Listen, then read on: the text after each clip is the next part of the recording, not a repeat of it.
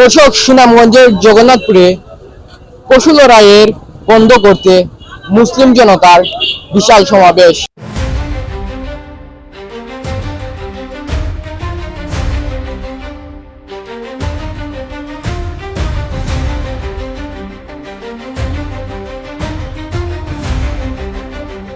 একটা পশুকে আরেকটা পশুর সাথে লড়াইয়ের মাধ্যমে যে কষ্ট দেওয়া হয় সেটা মুসলমান কখনো সাপোর্ট করে না, কথা বলেন ঠিক না?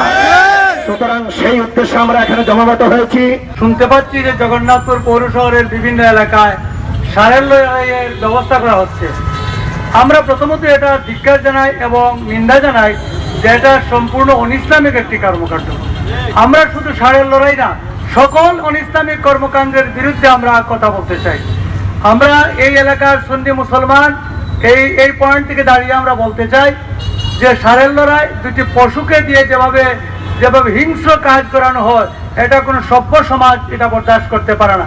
আমরা তৌহিদি জনতা, আমরা সুন্নি মুসলমান, আল্লাহর নির্দেশ অনুযায়ী আমরা ষাঁড়ের লড়াইয়ের প্রতিবাদ করছি।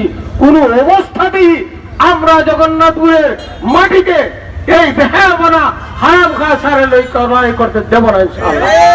আমরা ইউন এবং ওসি সাহেব মহোদয়ের দৃষ্টি আকর্ষণ করছি।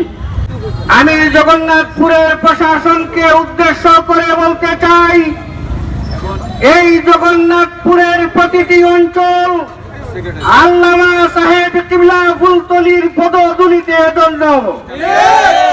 এই জগন্নাথপুরের মাটিতে শুয়ে আছেন কুতবে বাঙ্গাল হযরত শেখ কাতিয়া। সুতরাং এই জগন্নাথপুরের মাটিতে ষাঁড়ের লড়াই নামে এই কুসংস্কার কোন অবস্থাতেই বরদাস্ত করা হবে না।